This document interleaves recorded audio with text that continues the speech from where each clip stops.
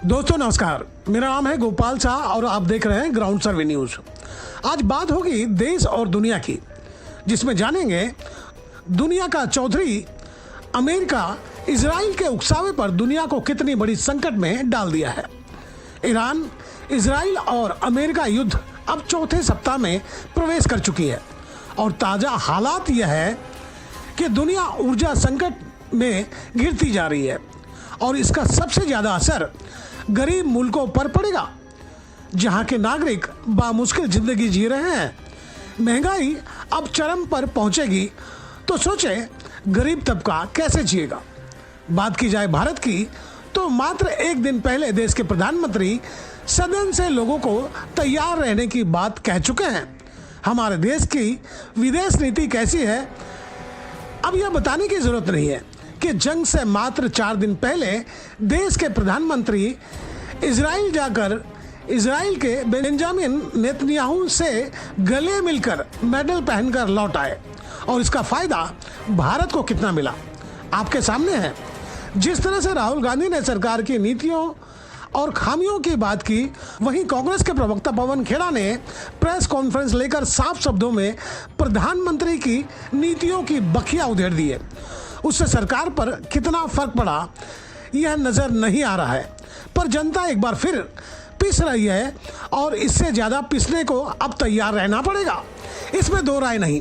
Gas की किल्लत से आज जहां नागरिक जूझ रहे हैं, वहीं ग्रामीण भाग में 35 से 40 दिन के बाद गैस का सिलेंडर की मिलने की बात बताई जा रही है। अब छोटे मोटे होटल वाले गैस की जगह चूल्हा जला रहे हैं और जो खाने की चीज़ें 60 रुपये में मिला करती थी, उसकी कीमत सीधे 80 रुपया कर दिए हैं। सड़क पर ठेला लगाकर जो अपना घर चला रहे थे, उनका कारोबार लगभग बंद हो गया है। उनके सामने जीने और मरने का सवाल खड़ा हो गया है कि वह अपने घर के चूल्हे को बिना कमाई के और कितने दिनों तक जला पाएंगे। व्यापारी से लेकर कारोबारी तक अनजाने आशंका से घबराए हुए हैं। इसी विषय को लेकर हमने जायजा लिया कि जंग के बीच भारत में कितनी विपरीत असर पड़ेगी और यह जंग लंबा खिंचा तो हमारे मुल्क के नागरिक पर इस विपत्ति को कैसे बर्दाश्त करेंगे। चलिए मेरे साथ सबसे पहले एशिया के सबसे बड़े मंडी के कारोबारी की बात सुनते हैं कि उन्होंने क्या कहा और उन्हें क्या लग रहा है।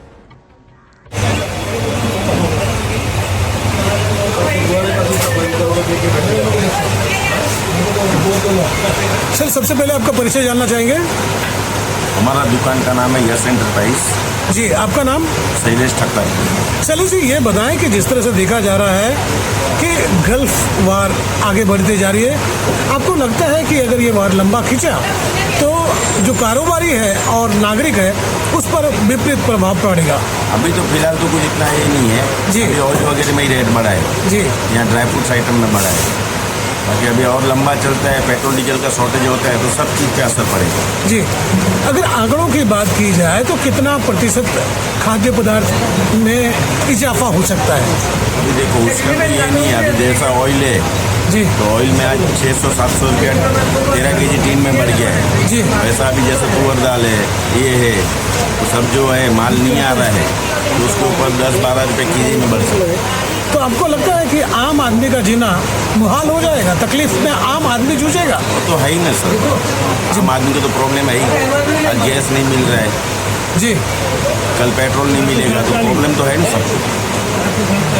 आखिरी सवाल आपसे करना चाहेंगे। जिस तरह से सदन में प्रधानमंत्री नरेंद्र मोदी ने कहा कि जिस तरह से कोरोना काल में आपने तकलीफ झेलते हुए अपने समय गुजार लिए, अब फिर से तैयार हो जाए, क्या लगता है उनकी बातों का क्या मतलब निकाला जाए? देखो पब्लिक को तो तकलीफ झेलना ही है जी। जो गरीब आदमी है उसको फर्क नहीं पड़ता है, जो करोड़पति उसको फर्क नहीं पड़ता है। फर्क पड़ेगा हमारे से मीडियम आदमी को जी, जिसको रोज जीना है, रोज खाना है, उनको फर्क पड़ेगा। गरीब को कोई फर्क नहीं पड़ता है, करोड़पति को फर्क नहीं पड़ता जी। आम आदमी में पब्लिक को जो मीडियम वर्ग है उसको ही फर्क पड़ता है। 100% हो सकती है। जैसे कि ट्रांसपोर्ट महंगा हो गया जी, तो ऑयल में तो बढ़ने वाला ही है। डब्बे के पीछे 300 रुपये और बढ़ेगा, संभावना है। माल मिलना मुश्किल हो जाएगा तो ट्रांसपोर्ट महंगा होएगा जी, तो दामों में बढ़ने वाला ही है। तो आपको लगता है कि इससे आम आदमी की मुश्किलें बढ़ जाएगी जो बामुश्किल अपनी जिंदगी को जी रहे हैं? 100% तो बढ़ेगा ही ना सर, इसके लोग बढ़ी जाएगी। अगर आंकड़ों की बात की जाए, प्रतिशत की बात की जाए, तो हर चीज पे कितना प्रतिशत रेट बढ़ सकता है? पहले तो ऑयल में बढ़ेगा, जैसे कि ड्राई फ्रूट है जी, उसमें बढ़ेगा, दालों वगैरह में थोड़ा बहुत बढ़ेगा जी, ड्राई फ्रूट और ऑयल में ज़्यादा बढ़ेगा। जी, बहुत बहुत शुक्रिया। वहीं हमने होटल का मुआयना किया जिसका किचन गैस नहीं होने की वजह से ठंडा पड़ गया और होटल बंद हो गई। ऐसे में होटल मालिक कितने कर्मचारियों को बिठाकर तनख्वाह दे सकेंगे और कितने दिन अगर तनख्वाह नहीं मिला तो होटल में काम करने वाले कर्मचारी बिना तनख्वाह के रुकेंगे, क्योंकि उन्हें भी अपना परिवार चलाना है, उनके भी बीवी बच्चे हैं। दूसरे होटल वाला कहना था कि हमने अपने मेनू में सिर्फ एक चीज़ रखी है, वो है बिरयानी, जिसकी कीमत में 20 रुपये का इजाफा कर दिया गया है। सुने होटल मालिक और ग्राहक ने क्या बताया। अरे गैस वैस मिल रहा है कि नहीं आराम से? गैस नहीं मिल रहा है तो किस में खाना पका रहे हो? कोयला में बना रहे हैं। कोयला में। तो कोयला कैसे किलो मिल रहा है? सोने के हिसाब से आ रहा है। कोयले का भी भाव सोने के जैसा हो गया है। अभी हो गया है 1800 रुपये गोनी ले रहे हैं। 1800 रुपये गोनी हो गया है। तो ये बताओ कि जो आप बिरयानी वगैरह बना के बेच रहे हो, इसके कीमत बढ़े हैं कि उतने में बेच रहे हो? अभी कीमत आज से 20 रुपये बढ़ा दिए सर। आज से 20 रुपये बढ़ा दिए हो। वहीं हमने एक चिकन विक्रेता से बात की है, तब उन्होंने बामुश्किल सवालों के जवाब दिए। उन्होंने कहा कि डीजल और पेट्रोल की वजह से हर चीज़ों के दाम बढ़ेंगे तो जाहिर सी बात है चिकन कैसे अछूता रहेगा, उसकी कीमतों में भी इजाफा होना लाजिम है। सुने बबलू जी, आप चिकन के कारोबारी हो, आपको क्या लगता है कि डीजल और पेट्रोल की कीमतों में इजाफा हुआ तो चिकन की जो कीमत है उसके दरों में इजाफा होगा या नहीं? जाहिर सी बात है, जब पेट्रोल डीजल बढ़ेंगे तो चिकन का कीमत भी बढ़ेगा सर। चिकन का कीमत बढ़ जाएगा। आपको क्या लगता है कि प्रति किलो के पीछे कितने रुपए बढ़ने की संभावना है? अब ये डीजल पेट्रोल के ऊपर निर्भर करता है कि ये कितना बढ़ेगा, उसी हिसाब से हम लोग भी सेटलमेंट करेंगे जो भी बढ़ेगा। मतलब किसी भी सूरत में आम आदमी को पिसना आपको लग रहा है? जी बहुत।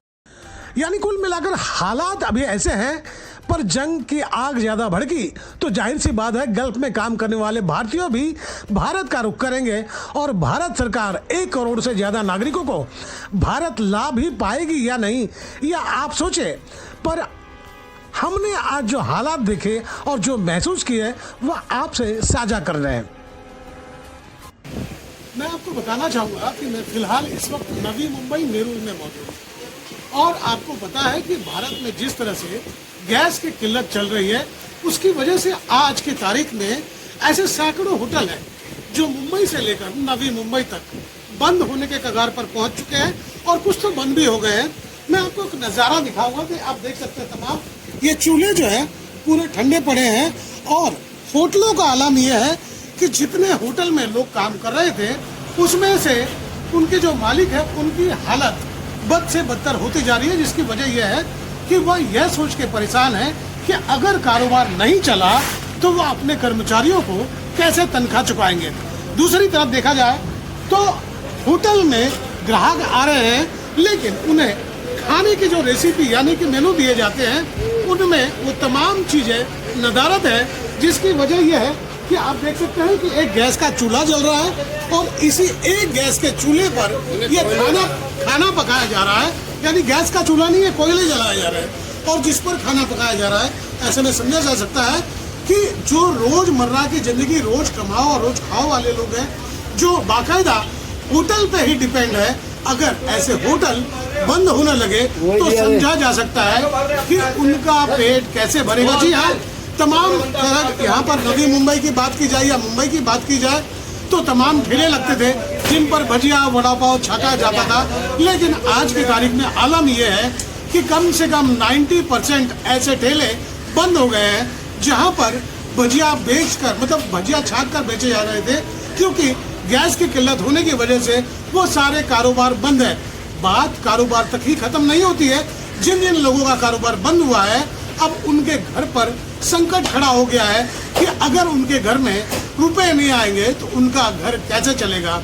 हालांकि देश के प्रधानमंत्री ने सदन में बोल दिया है कि आपने जिस तरह से कोविड के दरमियान बड़े संयम और शांति के समय साथ अपने दिन को गुजारा था, अब उसी तरह से दिन को काटना है। लेकिन सबसे बड़ा सवाल ये है कि अगर पेट्रोल और डीजल और गैस की कीमतें बढ़ी तो आम आदमी का जीना दुश्वार हो जाएगा।